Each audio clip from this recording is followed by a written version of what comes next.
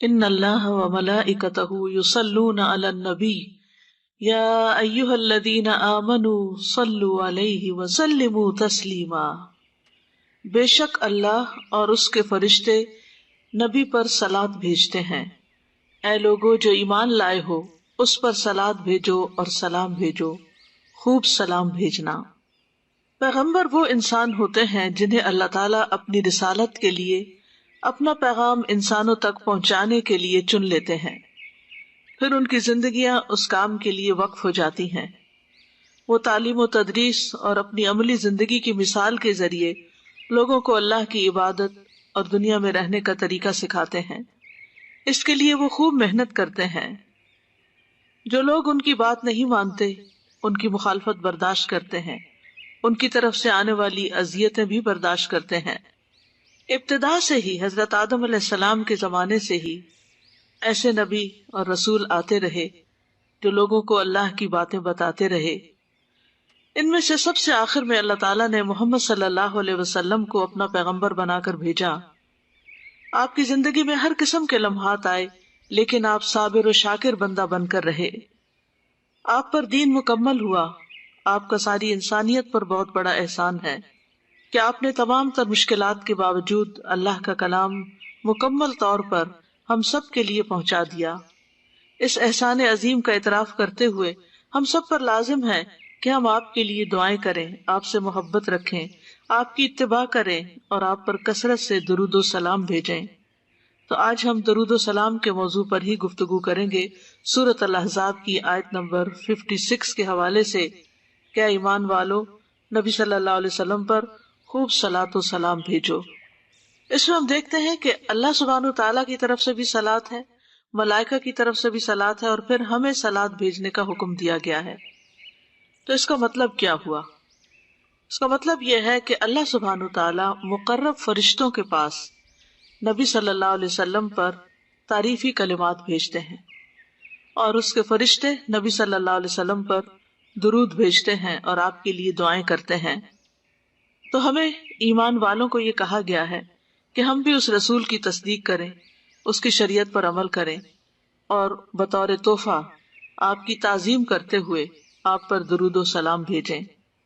اس آیت سے پتہ چلتا ہے رسول اللہ صلی اللہ علیہ وسلم کے کمال کا، اللہ اور اس کی مخلوق کے ہاں آپ کے بلند درجات کا، آپ کی بلند قدر و منزلت کا، اور آپ کے بلند ذکر کا، کہ ان اللہ و ملائکتہ یصلون، اللہ سبحانہ تعالیٰ اپنے فرشتوں اور ملائے اعلیٰ کے سامنے اپنے نبی محمد صلی اللہ علیہ وسلم کی مدح و ثنا بیان کرتے ہیں، کیونکہ اللہ سبحانہ تعالیٰ آپ سے بہت محبت کرتے ہیں، اور پھر تمام فرشتے آپ کی مدح و ثنا کرتے ہیں اور نہایت عاجزی سے آپ کے لیے دعائے رحمت کرتے ہیں۔ قرطبی کہتے ہیں کہ اس آیت کے ذریعے اللہ نے اپنے رسول کو زندگی میں اور آپ کی وفات کے بعد آپ صلی اللہ علیہ وسلم کو شرف اور مرتبہ بخشا ہے، اور اپنے نزدیک آپ کے مقام کو بیان کیا ہے۔ یعنی اس آیت سے ہمیں یہ پتہ چلتا ہے کہ نبی صلی اللہ علیہ وسلم کا مقام اللہ سبحانہ تعالیٰ کے ہاں اور اللہ کے فرشتوں کے ہاں کتنا بڑا ہے۔ اللہ سبحانہ تعالیٰ نے نبی صلی اللہ علیہ وسلم کو ہمارے لیے بلکہ تمام جہان والوں کے لیے رحمت بنا کر بھیجا ہے، اور جو اللہ کی توحید کا اقرار کرنے والے آپ پر ایمان لائیں ان کے لیے نجات کا ذریعہ بنا کر بھیجا ہے، متقین کا امام بنا کر، اور تمام مخلوقات کے لیے حجت بنا کر، اور حشر میں شفاعت کرنے والا بنا کر بھیجا ہے۔ اللہ سبحانہ تعالیٰ نے آپ کو رسولوں کے سلسلے کے منقطع ہونے کے بعد بھیجا، فترۃ الرسل کے بعد بھیجا، بس اللہ نے ان کے ذریعے سب سے زیادہ سیدھے اور سب سے زیادہ واضح راستے کی طرف ہم سب کی رہنمائی کی۔ بندوں پر آپ کی اطاعت اور تعظیم، ان کی حفاظت، ان کے حقوق کی بجا آوری اور ان پر درود و سلام بھیجنے کو واجب قرار دیا۔ بعض علماء کہتے ہیں کہ آپ صلی اللہ علیہ وسلم کی خصوصیات میں سے یہ ہیں کہ قرآن میں اور کسی دوسری کتاب میں آپ کے علاوہ کسی دوسرے نبی پر سلام نہیں بھیجا گیا، بس یہ وہ خصوصیت ہے آپ کی جس کے ساتھ اللہ نے باقی انبیاء کے علاوہ صرف آپ کو خاص کیا ہے۔ اسی طرح ابن عاشور کہتے ہیں کہ ازواج النبی کے بارے میں احکامات کے بعد یہ آیت آئی ہے، یعنی سورۃ الاحزاب میں، تو اس میں رسول اللہ صلی اللہ علیہ وسلم کی ثنا اور آپ کے مقام کی خبر دی جا رہی ہے۔ اور یہ کہ ان احکامات کا آپ کے مقام و مرتبہ کے مطابق اجرا ہے، یعنی نبی صلی اللہ علیہ وسلم کا جتنا بڑا مقام اور مرتبہ ہے اسی اعتبار سے آپ سے متعلق جو احکامات ہیں ان کو سنجیدگی سے لینا چاہیے۔ تو یہاں پر لفظ صلاۃ استعمال ہوا ہے، قاموس میں صلاۃ دعا، رحمت، استغفار اور اچھی تعریف کے لیے استعمال ہوتا ہے، جو اللہ سبحانہ وتعالیٰ کی طرف سے رسول اللہ صلی اللہ علیہ وسلم کے لیے ہے۔ اور عبادت میں رکوع سجود پر مشتمل جو نماز ہے اس کے لیے بھی لفظ صلاۃ استعمال ہوتا ہے۔ تو اللہ سبحانہ وتعالیٰ کی صلاۃ سے مراد کیا ہے کہ اللہ تعالیٰ اپنے نبی محمد صلی اللہ علیہ وسلم کی تعریف کرتے ہیں، اور اللہ کی تعریف صرف تعریف نہیں بلکہ اللہ تعالیٰ کی رحمت اور اللہ تعالیٰ کی رضامندی بھی ہے کہ اللہ تعالیٰ آپ سے راضی ہیں۔ اور فرشتوں کے درود بھیجنے سے مراد یہ ہے کہ وہ آپ کے لیے دعائیں مانگتے ہیں، اور یہ بھی کہا گیا ہے کہ یہ بھی ممکن ہے کہ وہ اللہ کے ساتھ مل کر نبی صلی اللہ علیہ وسلم کی تعریف کرتے ہیں، یعنی جس طرح اللہ تعالیٰ تعریف فرشتوں کے سامنے کرتے ہیں تو فرشتے بھی آپ صلی اللہ علیہ وسلم کی تعریف کرتے ہیں اور آپ کے حق میں دعائیں مانگتے ہیں تاکہ آپ سب سے اونچے اور بلند درجات پالیں۔ ابو عالیہ کہتے ہیں کہ معزز فرشتوں کا صلاۃ بھیجنا ان کا دعا کرنا ہے۔ ابن عباس کہتے ہیں کہ یصلون کا مطلب ہے وہ برکت کی دعا کرتے ہیں، اور ایک قول یہ بھی ہے کہ اللہ تعالیٰ کی طرف سے صلاۃ رحمت ہے اور فرشتوں کی طرف سے صلاۃ استغفار کرنا ہے۔ اور پھر امت کو بھی حکم دیا گیا کہ وہ بھی صلاۃ بھیجیں، تو امت کا دعا کرنا اور حکم کی تعظیم کرنا مانا ہے، یعنی آپ پر صلاۃ بھیجنا، آپ کے لیے دعا کرنا اور آپ کے حکم کی عزت کرنا۔ آپ پر اوپر اور نیچے کے جہانوں میں تعریف کا جمع ہونا اس آیت میں شامل ہو گیا ہے۔ اوپر کے جہانوں سے اللہ اور اس کے فرشتے مراد ہیں، اور نیچے کے جہانوں سے تمام آپ کے ماننے والے، آپ پر ایمان لانے والے ہیں، یعنی آسمان والے بھی اور زمین والے بھی سبھی آپ پر صلاۃ و سلام بھیجتے ہیں۔ اور جس پر دونوں جہانوں کی طرف سے صلاۃ شامل ہو جائے پھر اس کی تعریف اور اس کے مقام اور اس کے مرتبے کا کیا کہنا۔ تو ہمیں تمام اہل ایمان کو، اولین و آخرین جو ہیں، سب کو یہ حکم دیا گیا ہے یا ایھا الذین آمنوا کہہ کے، کیونکہ جب یا ایھا الذین آمنوا کہہ کے پکارا جاتا ہے تو اس میں کوئی اہم کام بتایا جاتا ہے، اور اس میں صرف پکارا ہی نہیں جاتا بلکہ اس حکم پر عمل کرنے کی دعوت دی جاتی ہے۔ یہی وجہ ہے کہ ابن مسعود کہتے ہیں رضی اللہ عنہ کہ جب اللہ تعالیٰ یا ایھا الذین آمنوا فرمائے تو اپنے کان لگا دیں، پوری توجہ کریں اس بات کی طرف، کان لگا کر سنیں، یا تو وہ کوئی بھلائی کی بات ہوگی جس کا حکم دیا جا رہا ہوگا، یا کوئی شر ہوگا جس سے منع کیا جا رہا ہوگا۔ اور ایمان کی صفت کو بیان کرنا، یعنی یا ایھا الذین آمنوا ایمان کی نسبت سے پکارنا، ایک حکم پر آمادہ کرنے کے ساتھ ساتھ اس بات کی بھی دلیل ہے کہ یہ حکم ایمان کے تقاضوں میں سے ہے، یعنی اگر آپ ایمان لائے ہیں تو پھر آپ کو یہ بات ماننی ہوگی، اور اللہ تعالیٰ کی نافرمانی کرنا ایمان میں نقص اور کمی کا باعث ہوتا ہے، اور جب ایمان کی کمی ہوتی ہے تو پھر اطاعت بھی کم ہونے لگتی ہے۔ تو یا ایھا الذین آمنوا صلوا علیہ، یعنی اے ایمان والو آپ کے لیے رحمت کی دعائیں کریں، آپ کی تعظیم کریں، آپ کے درجات کی بلندی کی دعائیں کریں۔ اور رسول اللہ صلی اللہ علیہ وسلم کی اوپر جو صلاۃ کی صفت ہے وہ سنت سے بھی ثابت ہے، اور یہ ہر وقت پڑھنا جائز ہے، اور بہت سے علماء نے نماز میں اس کو پڑھنا واجب قرار دیا ہے، یعنی اگر نماز میں درود شریف شامل نہ کیا تو نماز ادھوری رہ جائے گی، ناقص ہوگی، نماز ہی نہیں ہوگی۔ ابن قیم رحمہ اللہ کہتے ہیں نبی صلی اللہ علیہ وسلم پر اللہ کے صلاۃ بھیجنے سے مراد اللہ تعالیٰ کا آپ کی تعریف کرنا ہے، آپ کی دیکھ بھال کرنا ہے، آپ کے شرف کو ظاہر کرنا ہے، اور آپ کی فضیلت اور حرمت کو ظاہر کرنا ہے کہ آپ کی بہت عزت ہے، اللہ کے ہاں بہت بڑا مقام ہے۔ اور ہمارا آپ پر صلاۃ بھیجنا یہ ہے کہ ہم اللہ سے دعا کرتے ہیں، مطالبہ کرتے ہیں کہ اے اللہ ہمارے نبی کی اور بھی زیادہ تعریف کر۔ سبحان اللہ، کتنا خوبصورت معنی ابن قیم نے بتایا ہے کہ اللہ تعالیٰ تعریف کرتے ہیں تو ہم کیا دعا کرتے ہیں کہ اللہ تعالیٰ اور تعریف کرے ہمارے پیغمبر کی، اور اللہ تعالیٰ آپ کی فضیلت اور شرف کو ظاہر کرے اور آپ کی تکریم اور اپنی قربت کا اظہار کرے۔ تو بہرحال اس سے مراد خاص درود کے جو کلمات ہیں وہ پڑھنے کی طرف اشارہ ہے، کیونکہ جب یہ آیت نازل ہوئی تو صحابہ نے آپ سے سوال کیا یعنی کیفیت الصلاۃ کے بارے میں، تو آپ نے صلاۃ کا صیغہ سکھا دیا کہ کس طرح پھر درود پڑھنا ہے، کہ اللہم صلی علی محمد وعلی ازواجہ وذریتہ اور دیگر جو درود ابراہیمی ہے۔ تو کئی ایک صیغے ہیں، صیغے سے مراد کئی ایک ورژنز ہیں جن میں صلاۃ کا طریقہ بتایا گیا ہے کہ کس طرح صلاۃ بھیجو، یعنی صرف کہہ کے نہیں چھوڑ دیا گیا بلکہ طریقہ بھی سکھایا گیا کہ کس طریقے پر صلاۃ بھیجی جائے۔ وسلموا تسلیما، اور آپ کو خوب خوب سلام بھی بھیجے، سلام کا تحفہ دیں، یعنی جیسے ہم نماز میں کہتے ہیں السلام علیک ایھا النبی ورحمۃ اللہ وبرکاتہ۔ تو السلام کا لفظ جو ہے مصدر ہے عربی زبان میں، اور اس کا معنی ہوتا ہے کمیوں، نقائص اور آفات سے پاک ہونا، اور تسلیم کا معنی بھی سلام ہے، وسلموا تسلیما، یعنی تسلیم کا معنی بھی سلام ہی ہے، وہ اس کا مصدر ہو گیا۔ اور مراد یہ ہے کہ آپ ہر طرح کی تکلیفوں اور آفتوں سے محفوظ رہیں اور نقائص سے پاک رہیں۔ اور جب ہم کہتے ہیں اللہم سلم علی محمد، تو اس کا مطلب یہ ہے اے اللہ محمد صلی اللہ علیہ وسلم کے لیے آپ کی دعوت میں اور آپ کی امت میں اور آپ کی ذکر میں ہر نقص سے سلامتی لکھ لے، یعنی آپ کو سلامت رکھ کس کس چیز میں، آپ کی دعوت میں، یعنی جو آپ نے دین کی دعوت دی، اور آپ کی امت کو بھی سلامت رکھ اور آپ کے ذکر کو سلامت رکھ، ہر قسم کے نقص سے سلامتی عطا کر۔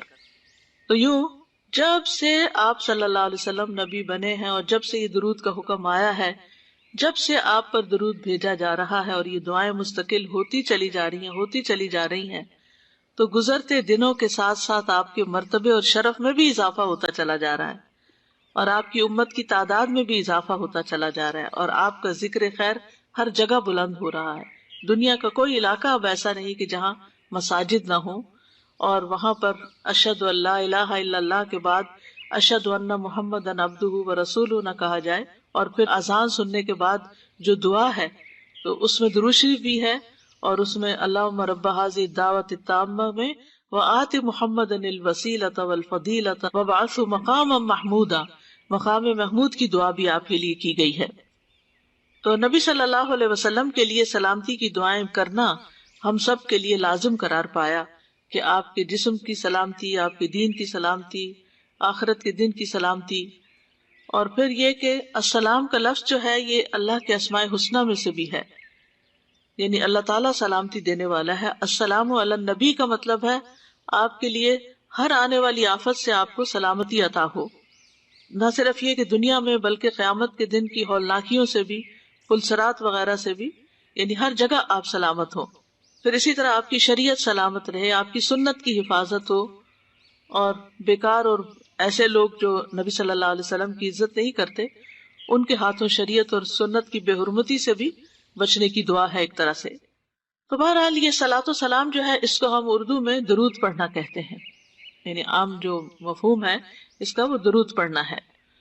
تو اللہ اور اس کے فرشتے آپ پر درود بھیجتے ہیں، جیسے سورۃ الاحزاب کی آیت نمبر 43 میں بھی آتا ہے هو الذی یصلی علیکم وملائکتہ لیخرجکم من الظلمات الی النور وکان بالمؤمنین رحیما، وہی ہے جو تم پر صلات بھیجتا ہے اور اس کے فرشتے، تاکہ وہ تمہیں اندھیروں سے روشنی کی طرف نکال لائے، اور وہ ایمان والوں پر ہمیشہ سے نہایت مہربان ہے۔ اور نبی صلی اللہ علیہ وسلم پر درود بھیجنا اللہ کے حکم کی تعمیل ہے، یعنی جب ہمیں کہا گیا یا ایھا الذین آمنوا، تو پھر ہم اپنے کان لگا کر سنتے ہیں اور پھر یہ درود شریف پڑھتے بھی ہیں۔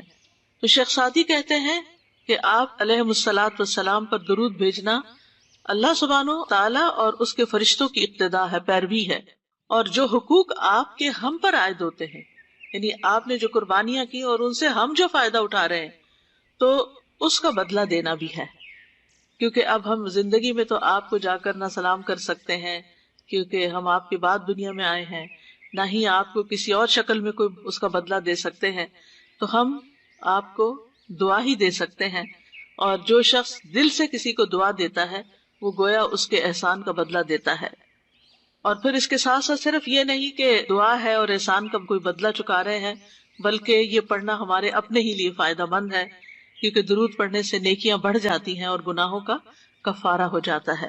درود پڑھنا جو ہے ایمان کی علامت ہے، کیونکہ نبی صلی اللہ علیہ وسلم نے فرمایا تم میں سے کوئی شخص مومن نہیں ہو سکتا جب تک میں اس کے نزدیک اس کے والد، اس کی اولاد اور تمام لوگوں سے زیادہ محبوب نہ ہو جاؤں۔ تو گویا جب ہم آپ پر درود بھیجتے ہیں تو وہ ہماری محبت کا اظہار بھی ہوتا ہے، یعنی محبت کے تقاضوں میں سے ایک تقاضا کیا ہے کہ ہم آپ پر درود بھیجیں، اور نیک اور تقرب والے اعمال میں سے بھی ہے۔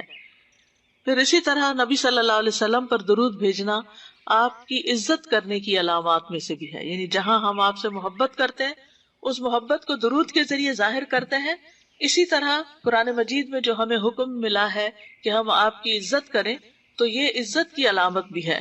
اللہ تعالیٰ فرماتے ہیں لِتُؤْمِنُوا بِاللَّهِ وَرَسُولِهِ وَتُعَزِّرُوهُ وَتُوَقِّرُوهُ وَتُسَبِّحُوهُ بُكْرَةً وَأَصِيلًا، تاکہ تم اللہ اور اس کے رسول پر ایمان لاؤ، اس کی مدد کرو، اس کی تعظیم کرو، اور دن کے شروع اور آخر میں اس کی تسبیح کرو، یعنی اللہ سبحانہ تعالیٰ کی تسبیح کرو۔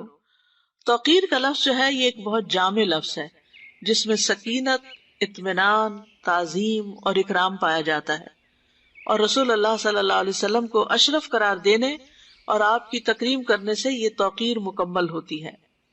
اس لیے آپ صلی اللہ علیہ وسلم پر درود بھیجنا آپ کی تعظیم اور آپ کے شرف کو تسلیم کرنے کی علامتوں میں سے ہے کہ ہم آپ کو واقعی اپنا بہت معزز مانتے ہیں۔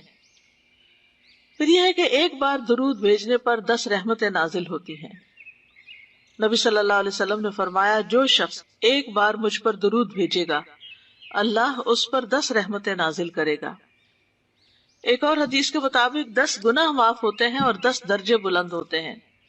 رسول اللہ صلی اللہ علیہ وسلم نے فرمایا جو شخص مجھ پر ایک مرتبہ درود بھیجے گا تو اللہ تعالیٰ اس پر 10 مرتبہ رحمتیں نازل کرے گا، اور ہم سب رحمت کے کتنے محتاج ہیں۔ اگر اللہ کی رحمت آ جائے تو ہماری ساری مشکلیں آسان ہو جائیں، ہمارے سارے کام بن جائیں۔ اور پھر فرمایا اور اس کے 10 گناہ معاف ہوں گے اور اس کے 10 درجات بلند ہوں گے۔ اللہ تعالیٰ کی رحمت کے فوری حصول کا ذریعہ ہے۔ رسول اللہ صلی اللہ علیہ وسلم نے فرمایا جو شخص میری امت میں مجھ پر اخلاص سے دل سے ایک بار درود پڑھے گا تو اللہ تعالیٰ اس کی وجہ سے اس پر 10 رحمتیں بھیجے گا۔ لیکن یہاں آپ دیکھ رہے ہیں شرط اخلاص کی شرط ہے۔ بعض اوقات ہم درود شریف پڑھ رہے ہوتے ہیں لیکن ایک دفعہ بھی نہیں سوچتے کہ کیا کہہ رہے ہیں، صرف زبان چلتی رہتی ہے، نہ دل حاضر ہے اور نہ ہی دماغ حاضر ہے، اور نہ ہی ہم کوئی سوچ سمجھ کے وہ کام کر رہے ہوتے ہیں۔ تو جو سوچ سمجھ کر یہ کام کرے اور اللہ تعالیٰ کے ساتھ اخلاص برتتے ہوئے اور پوری توجہ سے، تو اللہ تعالیٰ اس پر 10 رحمتیں بھیجے گا، اور اس کی وجہ سے اس کے 10 درجے بلند فرمائے گا، اور اس کی وجہ سے اس کے لیے 10 نیکیاں لکھ دے گا، اور اس کی وجہ سے اس کے 10 گناہ معاف فرما دے گا۔ پھر اسی طرح فرشتوں کی دعائیں ملتی ہیں جو شخص درود پڑھتا ہے اس کو۔ عبداللہ بن عامر بن ربیعہ اپنے والد سے روایت کرتے ہیں، وہ کہتے ہیں کہ میں نے رسول اللہ صلی اللہ علیہ وسلم سے سنا آپ خطبہ دیتے ہوئے فرما رہے تھے کہ جو شخص مجھ پر درود پڑھے تو جب تک وہ مجھ پر درود پڑھتا رہے گا فرشتے اس پر درود پڑھتے رہیں گے۔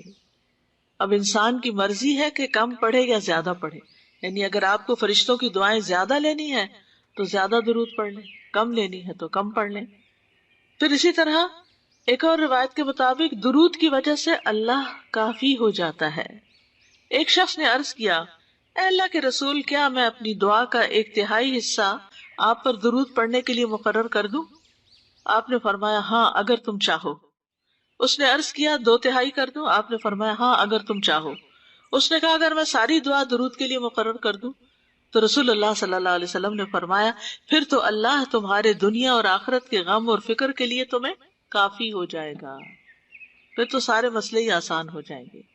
تو آج کل جیسے رمضان المبارک کا مہینہ ہے اور اس میں ہمیں عبادت بھی کرنی ہوتی ہے اور اس کے ساتھ ساتھ دنیا کے کام بھی جو ضروری ہے وہ ساتھ چل رہے ہوتے ہیں، تو بعض اوقات مثلاً افطار کا ٹائم ہے اور ہمیں دعائیں بیٹھ کر یکسوئی کے ساتھ ایک جگہ مانگنے کا وقت نہیں ملتا، تو ہم عصر کے بعد کچھ حصہ دعاؤں کے لیے ضرور مختص کریں، لیکن اس کے بعد جب گھر کا کام بھی ہو اور ذمہ داریاں بھی ہوں جن سے کوئی فرار نہیں انسان کو، تو اس کے ساتھ ساتھ کام کاج کرتے ہوئے آپ درود پڑھتے جائیں۔ تو آپ کے اندر کوئی گلٹ نہیں رہے گا کہ میں اس وقت کو ضائع کر رہی ہوں.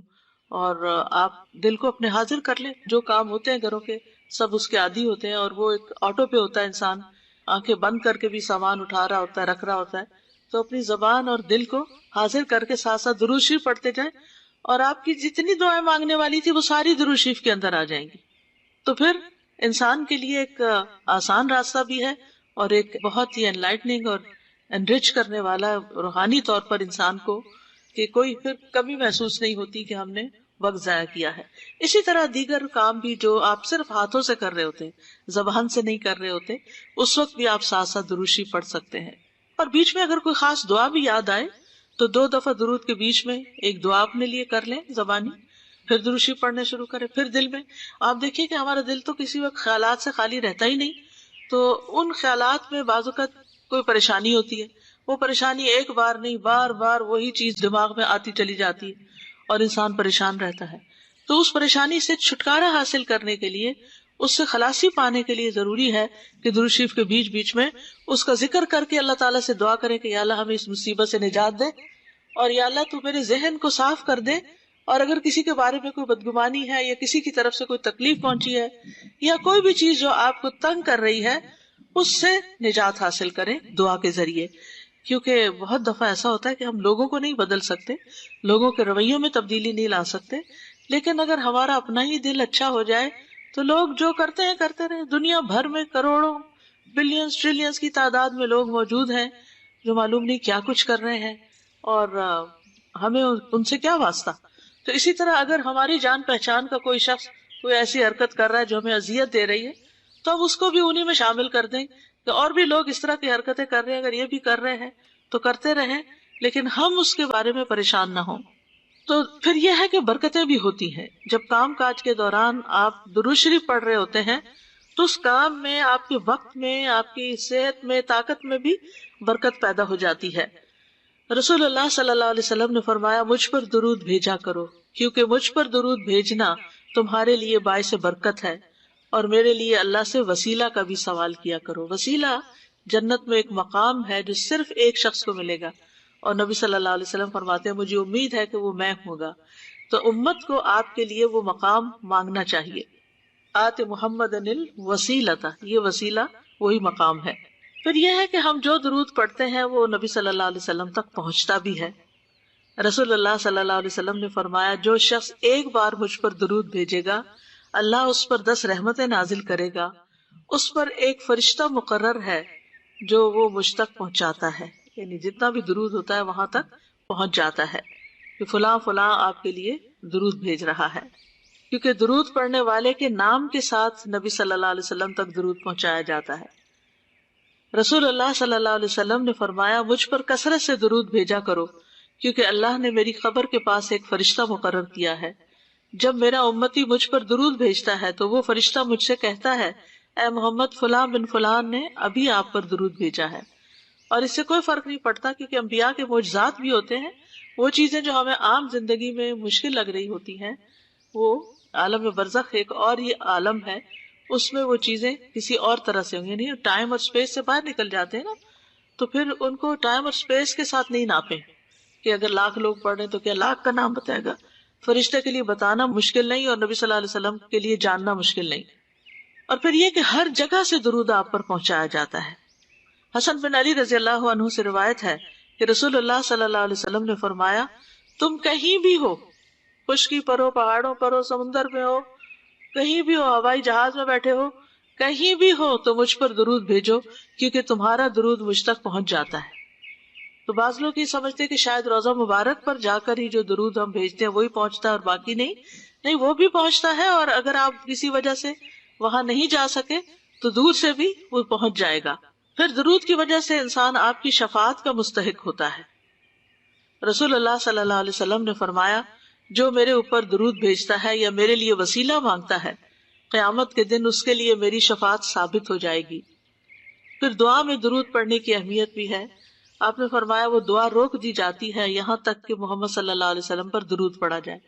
اسی لیے آپ دیکھیے کہ نماز کے اختتام پر جو ہم دعائیں پڑھتے ہیں رب اجعلنی یا اس کے علاوہ اور دعائیں، تو اس سے پہلے ہم نبی صلی اللہ علیہ وسلم پر یعنی صلاۃ و سلام بھیج چکے ہوتے ہیں پھر آخر میں ہم دعا پڑھ رہے ہوتے ہیں، تو وہ وقت بھی بہت دعاؤں کی قبولیت کا ہے۔ تو زبانی جو بھی قرآنی اور مسنون دعائیں آپ پڑھنا چاہیں، درود کے اختتام پر سلام سے پہلے آپ پڑھ لیں، کیونکہ سلام کے بعد تو پھر اذکار رہ جاتے ہیں۔ درود نہ پڑھنے والا بخیل قرار پایا۔ رسول اللہ صلی اللہ علیہ وسلم نے فرمایا، بخیل وہ ہے جس کے سامنے میرا ذکر ہو اور وہ مجھ پر درود نہ بھیجے۔ درود نہ پڑھنا جنت کا راستہ کھونے کا باعث ہے۔ حسین بن علی رضی اللہ عنہما سے مروی ہے کہ رسول اللہ صلی اللہ علیہ وسلم نے فرمایا، جس کے پاس میرا ذکر کیا گیا اور وہ مجھ پر درود بھیجنا بھول گیا، وہ جنت کے راستے سے بھٹک گیا۔ یعنی یہ اتنا امپورٹنٹ ہے کہ جب ہم کسی سے سنیں درود تو ہم فوراً اپنے دل میں پڑھنا شروع کر دیں۔ پھر اسی طرح ایک روایت سے پتہ چلتا ہے درود نہ پڑھنے والے کے لیے دوری اور رسوائی ہے۔ مالک بن حویرث سے مروی ہے، وہ کہتے ہیں کہ رسول اللہ صلی اللہ علیہ وسلم ممبر پر چڑھے، جب پہلی سیڑھی پر چڑھے تو فرمایا آمین، پھر دوسری سیڑھی پر چڑھے تو فرمایا آمین، تیسری سیڑھی پر چڑھے تو فرمایا آمین، پھر فرمایا میرے پاس جبریل آئے تھے علیہ السلام اور فرمایا اے محمد، جس نے رمضان کا مہینہ پایا پھر اس کی بخشش نہ ہو سکی تو اللہ اس کو اپنی رحمت سے دور کر دے۔ میں نے کہا آمین۔ فرمایا جس نے اپنے والدین میں سے دونوں یا ایک کو پایا اور آگ میں داخل ہو گیا تو اللہ اس کو اپنی رحمت سے دور کر دے۔ میں نے کہا آمین۔ فرمایا جس کے سامنے آپ کا ذکر آیا اور اس نے آپ پر درود نہیں بھیجا تو اللہ اس کو اپنی رحمت سے دور کر دے۔ کہیے آمین۔ میں نے کہا آمین۔ ایک روایت میں ہے کہ وہ شخص رسوا ہو جس کے سامنے آپ کا نام آیا اور اس نے آپ پر درود نہیں بھیجا۔ میں نے کہا آمین۔ تو صرف یہ کہ فائدہ ہی نہیں بلکہ نہ پڑھنے کے نقصان بھی ہیں، اور خاص طور پر ایسی جگہ پر جہاں آپ کا ذکر ہو رہا ہو اور پھر وہاں آپ پر درود نہ بھیجا جائے۔ درود پڑھنے کے دنیاوی فائدے بھی بہت سے ہیں، جن میں سے ایک صحت ہے، کیونکہ رحمت آتی ہے نا، تو جو رحمت آتی ہے تو پھر تو مشکل سے مشکل مرحلے آسان ہو جاتے ہیں۔ ہو سکتا ہے آپ میں سے کچھ لوگ شیخ صالح المغامسی کا نام جانتے ہوں، بہت بڑے اسکالر ہیں، ان کا ویب سائٹ بھی ہے الراسخون فی العلم، قرآن کی تفسیر بھی انہوں نے کی ہے۔ بہت ایک لمبا عرصہ مسجد قباء کے امام رہے ہیں۔ وہ دل کی ایک بیماری میں مبتلا ہو گئے جس کی وجہ سے ان کو دل کا آپریشن کروانا پڑا۔ یہ 2012 کی بات ہے۔ دل کا آپریشن کروانے کے بعد ان کے لیے ایک عجیب و غریب واقعہ رونما ہوا۔ اس واقعے میں اللہ کی عظمت اور قدرت عیاں اور ظاہر تھی، وہ اللہ جس کے ہاتھ میں سب کچھ ہے۔ شیخ بیان کرتے ہیں کہ 24 گھنٹوں کے بعد جب وہ ہوش میں آئے، یعنی آپریشن کے بعد، تو جو نرس شیخ کی بیماری کے حالات کی نگرانی کر رہا تھا اس نے کہا کہ خون میں کوئی چیز ہے۔ اس نے جو کچھ دیکھا اس نے اسپیشلسٹ ڈاکٹر کو بتایا، پھر اس ڈاکٹر نے اپنے گرد 14 ڈاکٹر اور جمع کر لیے، یہاں تک کہ شیخ اس ساری کارروائی سے خوف زدہ ہو گئے، کیونکہ ان کے ارد گرد کے ڈاکٹروں کے چہرے اور ان کے اظہار خیال میں بہت واضح تبدیلی تھی۔ یعنی مطلب یہ تھا کہ اب یہ بچنے والی کنڈیشن نہیں، اور انہوں نے وہ طبی سامان جو اس وقت شیخ کو لگایا ہوا تھا اس کے بارے میں انہوں نے ایک دوسرے کو ایسے اشارے دیے جو اطمینان بخش نہیں تھے، یعنی یہ ہٹانے پڑیں گے تو اب ختم ہے۔ اور ڈاکٹروں کے جمع ہونے کے بعد ان کے پاس مشاورتی ڈاکٹر آدم لیرے آئے جو کہ اس آپریشن کے ذمہ دار تھے۔ انہوں نے بتایا کہ کچھ خون ہے جو دل کے آپریشن کے بعد دل پہ جم گیا ہے۔ انہوں نے شیخ کو بتایا، شیخ صالح کو، کہ دوبارہ آپریشن کرنا پڑے گا اور دل کو دوبارہ آپریشن کے لیے کھولنا پڑے گا، کیونکہ جو خون ان کے دل پر جمع ہو گیا ہے وہ خطرناک حالات کی طرف لے جا رہا ہے، یعنی وہ بچنے کی امید نہیں۔ اس بنا پر دل پر جمع ہونے والے خون کا مکمل اخراج ضروری ہے۔ یہ خبر سن کر ان کے ہوش اڑ گئے۔ وہ اشہد ان لا الہ الا اللہ اور وان محمد رسول اللہ پڑھ رہے تھے کہ جانے کا وقت قریب آ گیا۔ پھر انہوں نے آپریشن کے لیے اپنی رضامندی ظاہر کر دی تو ڈاکٹروں نے ان سے لازمی طبی سامان کو ان سے الگ کر دیا جو اس وقت ان کو لگایا گیا تھا، اور ان کو لے کر دوبارہ آپریشن تھیٹر کی طرف جانے لگے۔ اس لمحے ان کا سامنا ایک لبنانی نرس نے کیا۔ وہ شیخ سے بہت متاثر تھی، یہ بہت مشہور آدمی ہے۔ اس نے دیکھا کہ شیخ پہلا آپریشن ختم ہونے کے بعد خوش نہیں تھے۔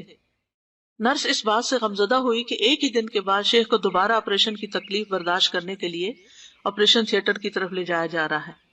تو اسی وقت نرس نے کہا، یا صالح صلی علی النبی وربی یفرجھا، کہ اے صالح آپ نبی صلی اللہ علیہ وسلم پر درود بھیجیں، اللہ اس بیماری کو دور کر دے گا۔ تو شیخ صالح نے اسے جواب دیتے ہوئے کہا، اللہم صلی علی محمد وعلی آل محمد۔ اور شیخ اپنی اس روایت کو واقعہ خود یہ بیان کرتے ہیں اور قسم کھا کے کہتے ہیں کہ درود میں پڑھ رہا تھا کہ اچانک کوئی چیز تبدیل ہو گئی اور آپریشن کی کاروائی کے لیے استعمال کیے جانے والے اوزار تبدیل ہونے لگے، اور ڈاکٹر آدم کو ایک مرتبہ پھر بلایا گیا۔ جب انہوں نے الٹرا ساؤنڈ کی اسکرین دیکھی تو وہ حیران رہ گئے۔ شیخ صالح سمیت سب کو ایک اچانک ناگہانی صورتحال کا سامنا تھا۔ دل میں جمع ہونے والا یہ خون سارے کا سارا بہہ کے جاری ہو گیا۔ اس وقت شیخ اپنے اس واقعے کے اثر سے رونے لگے۔ تو یہ ہے کہ بعض اوقات انتہائی مشکل حالات میں، انتہائی تکلیف دہ حالات میں، جب انسان اپنے دل میں کوئی تکلیف محسوس کر رہا ہو یا اپنے کسی عزیز کی تکلیف کو دیکھ کر پریشان ہو رہا ہو، تو سچے دل سے درود شریف پڑھیں، تو انشاءاللہ آپ دیکھیں گے کہ اللہ سبحانہ وتعالیٰ اپنی رحمت فرما دے گا۔ کیونکہ ہمیں دنیا میں بھی اللہ کی رحمت چاہیے اور آخرت میں بھی اللہ کی رحمت چاہیے۔ درود پڑھنے کے مواقع کون کون سے ہیں؟ نمبر 1 یہ کہ نبی صلی اللہ علیہ وسلم کا نام سنتے ہی، یعنی جب آپ کا نام سنیں تو درود پڑھیں۔ آپ نے فرمایا جس کے پاس میرا ذکر کیا گیا تو وہ ضرور مجھ پر درود بھیجے۔ صالحی رحمہ اللہ کہتے ہیں کہ جب آپ کا ذکر ہو تو اس کے فوراً بعد درود پڑھنا چاہیے، یہاں تک کہ اگر وہ اس میں تاخیر کرے گا تو اس کی مذمت کی جائے گی۔ دیر بھی نہ کریں، رائٹ اوے ساتھ ہی دل میں درود شریف پڑھ لیں، یعنی صلی اللہ علیہ وسلم پڑھ لیں، یہ بھی ایک پورا درود ہے۔ پھر ہر نماز کے پہلے اور آخری تشہد میں درود پڑھنا، یعنی دونوں تشہد میں درود پڑھنا۔ آپ صلی اللہ علیہ وسلم پہلے اور اس کے علاوہ آخری تشہد میں اپنے اوپر درود پڑھتے تھے، یعنی پہلے تشہد میں لازم تو نہیں ہے، لیکن یہ کہ اگر کوئی اتحیات کے ساتھ درود شریف پڑھ لے تو اچھی بات ہے۔ حضرت عائشہ فرماتی ہے کہ ہم رسول اللہ صلی اللہ علیہ وسلم کے لیے آپ کی مسواک اور آپ کے وضو کا پانی تیار رکھتے تھے، پھر جب اللہ عز و جل چاہتا رات میں آپ کو اٹھا دیتا، آپ اٹھ کر مسواک اور وضو فرماتے اور 9 رکعت اس طرح پڑھتے کہ ان میں سے کسی کے تشہد میں نہ بیٹھتے مگر 8ویں رکعت پہ بیٹھتے، جیسے ہم 3 وتر پڑھنے کے لیے 2 رکعت کے بعد بیٹھتے ہیں، یعنی کہ 2 رکعت پڑھ کے پھر تیسرا ایک الگ سے پڑھتے ہیں۔ تو نبی صلی اللہ علیہ وسلم اللہ کی حمد کرتے، درود پڑھتے اور پھر دعائیں بھی کرتے، پھر 9ویں رکعت بیٹھ کر پڑھتے، اللہ کی حمد و ثنا فرماتے، اس کے نبی پر درود پڑھتے، دعائیں کرتے، پھر اتنی آواز سے سلام کہتے کہ ہمیں سنائی دیتا، پھر بیٹھ کر 2 رکعتیں پڑھتے تھے، یعنی وتر کے بعد پھر 2 رکعتیں پڑھتے تھے۔ شیخ البانی کہتے ہیں کہ اس میں صریح دلیل ہے کہ آپ صلی اللہ علیہ وسلم نے پہلے تشہد میں بھی اپنی ذات پر درود پڑھا جیسا کہ دوسرے تشہد میں پڑھا۔ تو یہ ایک نایاب فائدہ ہے جو اس روایت سے ملتا ہے، اور یہ نہیں کہا جا سکتا کہ یہ صرف تہجد کی نماز کے لیے ہے۔ تہجد کی نماز نفل ہے، تو نماز ہے، فرض اور نفل کا فرق کیے بغیر جو ایک کام ایک نماز میں کیا جائے گا وہ دوسری میں بھی کیا جا سکتا ہے۔ پھر اسی طرح دعا سے پہلے رسول اللہ صلی اللہ علیہ وسلم نے ایک آدمی کو نماز میں دعا کرتے ہوئے سنا، اس نے نہ اللہ عز و جل کا ذکر کیا، نہ ہی نبی صلی اللہ علیہ وسلم پر درود بھیجا، یعنی نہ تسبیح کی نہ درود پڑھا۔ تو آپ نے فرمایا اس نے جلد بازی سے کام لیا ہے۔ پھر اسے بلایا اور اسے اور دوسروں سے فرمایا جب تم میں سے کوئی شخص نماز پڑھے تو پہلے اپنے رب کی تعریف اور حمد و ثنا کرے، پھر نبی صلی اللہ علیہ وسلم پر درود پڑھے، اس کے بعد جو چاہے دعا مانگے۔ پھر اسی طرح اگر کسی مجلس میں لوگ بیٹھے ہوئے ہیں تو اس میں بھی اللہ کا ذکر کرنا چاہیے اور نبی صلی اللہ علیہ وسلم پر درود بھیجنا چاہیے۔ آپ نے فرمایا جو لوگ کسی جگہ پر مجلس کریں لیکن اس میں نہ اللہ کا ذکر کریں اور نہ نبی صلی اللہ علیہ وسلم پر درود بھیجیں تو وہ ان کے لیے نقصان کا باعث ہوگی۔ پھر اگر اللہ چاہے تو انہیں عذاب دے، چاہے تو ان کو بخش دے۔ اس لیے کوئی بھی گیدرنگ ہو، جہاں بھی چند لوگ مل کر بیٹھیں، وہاں ان دونوں چیزوں کا اہتمام کریں۔ رسول اللہ صلی اللہ علیہ وسلم نے فرمایا جو لوگ کسی مجلس میں بیٹھتے ہیں اور اس میں نہ اللہ کا ذکر کرتے ہیں نہ نبی صلی اللہ علیہ وسلم پر درود بھیجتے ہیں تو یہ مجلس ان کے لیے قیامت کے دن باعث حسرت ہوگی، اگرچہ وہ اپنے اجر و ثواب کی بنا پر جنت میں داخل ہو جائیں، پھر بھی ان کو اپنے اس دن، اس میٹنگ، اس وقت کا احساس ہوگا کہ ہمارے پاس کتنا اچھا چانس تھا کہ ہم اللہ سبحانہ وتعالیٰ کا ذکر کرتے اور درود پڑھتے تھے۔ اس لیے یہ جو شروع میں لیکچر کے کہا جاتا ہے نحمدہ و نصلی، تو یہ مختصر ترین خطبہ ہے۔ نحمدہ میں اللہ کی حمد و ثنا آ گئی اور نصلی میں درود شریف آ گیا، تو وہ اس مجلس میں پھر حسرت نہیں ہوتی۔ پھر اسی طرح مؤذن کی آواز سن کر، یعنی اذان سن کر، عبداللہ ابن عمرو بن العاص سے روایت ہے کہ انہوں نے نبی صلی اللہ علیہ وسلم کو فرماتے ہوئے سنا جب تم مؤذن کو سنو تو اسی طرح کہو جیسے وہ کہتا ہے، پھر مجھ پر درود بھیجو، کیونکہ جو مجھ پر ایک دفعہ درود بھیجتا ہے اللہ اس کے بدلے میں اس پر 10 رحمتیں نازل فرماتا ہے۔ تو چاہیے کہ ہم جتنا بھی درود پڑھ رہے ہیں اس کی کوانٹٹی میں اور اضافہ کر لیں، یعنی اپنی روٹین میں، اور اس روٹین میں یہ بھی شامل ہے کہ ہم اذان کے بعد لازم کر لیں اپنے اوپر۔ پھر مسجد میں داخل ہوتے وقت نبی صلی اللہ علیہ وسلم جب مسجد میں داخل ہوتے تو پہلے درود و سلام پڑھتے، پھر یہ دعا پڑھتے، اللہم اغفر لی ذنوبی وافتح لی ابواب رحمتک۔ پھر صفا مروہ کی سعی کرتے وقت آپ نے فرمایا پھر 7 بار اللہ اکبر کہو، ہر 2 تکبیروں کے درمیان اللہ کی حمد و ثنا کرو، اور نبی صلی اللہ علیہ وسلم پر درود بھیجو، اور اپنے لیے بھی دعا مانگو، اور مروہ پہاڑی پر بھی ایسا ہی کرو۔ پھر جمعے کے دن اور رات کو آپ صلی اللہ علیہ وسلم نے فرمایا جمعہ کے دن اور رات کو کثرت سے مجھ پر درود پڑھا کرو، پس جو آدمی مجھ پر 1 دفعہ درود بھیجے گا اللہ اس پر 7 رحمتیں نازل کرے گا۔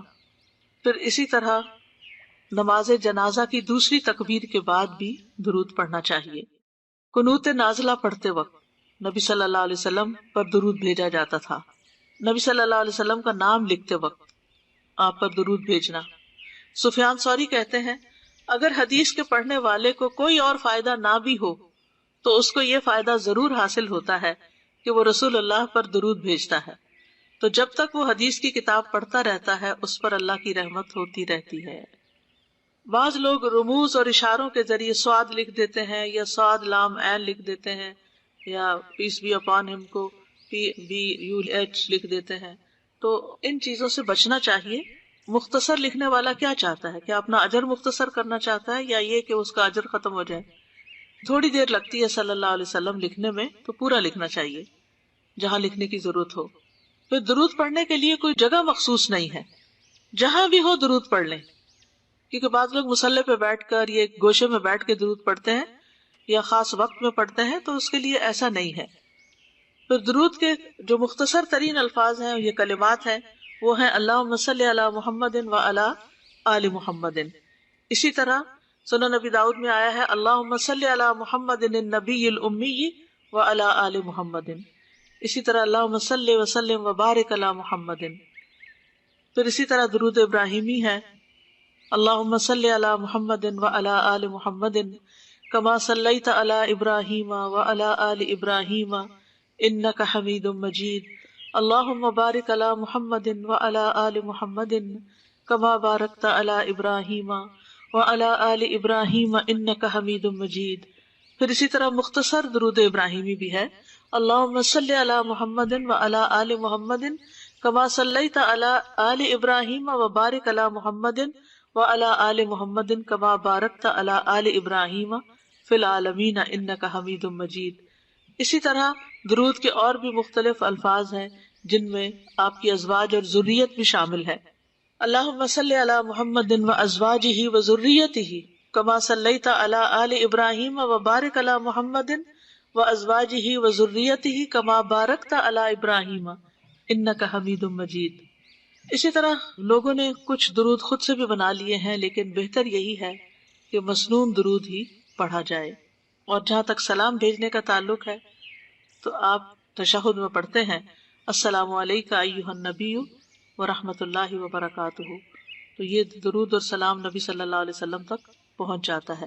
السلام تو اللہ کے ناموں میں سے ایک ہے، جس کا مطلب یہ ہے کہ اللہ کی رحمتیں ہوں آپ پر، اور اللہ آپ کا محافظ اور اللہ آپ کا نگہبان ہو، آپ کی حفاظت فرمائے۔ اور جو آپ پر سلام بھیجے اس کے بارے میں آپ نے فرمایا جبریل میرے پاس آئے، انہوں نے مجھے خوشخبری سنائی کہ بے شک اللہ عز و جل فرماتے ہیں کہ جو شخص آپ پر درود بھیجے گا میں اس پر اپنی رحمت نازل کروں گا، اور جو شخص آپ پر سلام بھیجے گا میں اسے سلامتی دوں گا۔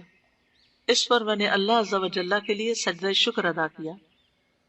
پھر اسی طرح زمین میں کچھ فرشتے گھومتے پھرتے رہتے ہیں اور آپ کی امت کا سلام آپ کو پہنچاتے رہتے ہیں، یہ بات مسند احمد سے پتہ چلتی ہے۔ تشہد میں جب ہم پڑھتے ہیں التحیات للہ والصلوات والطیبات السلام علیکہ ایہا النبی ورحمۃ اللہ وبرکاتہ السلام علینا وعلی عباد اللہ الصالحین اشہد ان لا الہ الا اللہ واشہد ان محمدا عبدہ ورسولہ، تو اس میں آپ نے فرمایا کہ جب تم نے یہ پڑھ لیا تو تم نے اللہ کے ان تمام نیک بندوں کو سلام پہنچا دیا جو زمین و آسمان میں ہے۔ سبحان اللہ، کتنی مختصر جامع سی دعا ہے، لیکن کتنا بڑا فعل اور کتنا بڑا عمل ہے۔ ہمیں تو کبھی یہ خیال بھی نہ آئے کہ سارے لوگوں کو جو زمین و آسمان میں ہیں ان کو سلام بھیجیں۔ کرنے کے کام یہ ہے کہ نبی صلی اللہ علیہ وسلم پر کثرت سے درود بھیجیں تاکہ ہم پر کثرت سے رحمتیں نازل ہوں۔ جمعہ کے دن خصوصی طور پر عام دنوں کی نسبت زیادہ درود پڑھنے کا اہتمام کریں۔ دعا مانگنے سے پہلے اللہ کی حمد بیان کریں، پھر آپ پر درود بھیجیں۔ غموں اور دکھوں سے نجات کے لیے نبی صلی اللہ علیہ وسلم پر درود بھیجیں۔ اللہ کی رحمت کے فوری حصول، فرشتوں کی دعاؤں اور گناہوں کی بخشش کے لیے درود پڑھنے کی عادت ڈالیں۔ آذان ہو تو توجہ سے آذان سنیں، اس کے بعد درود پڑھیں تاکہ کل قیامت کے دن نبی صلی اللہ علیہ وسلم کی شفاعت کے مستحق بنیں۔ آپ کا نام لکھتے وقت مکمل صلی اللہ علیہ وسلم لکھیں اور نبی صلی اللہ علیہ وسلم سے ثابت شدہ الفاظ والا درود ہی پڑھیں، خود سے بنائے ہوئے درود پڑھنے سے گریز کریں۔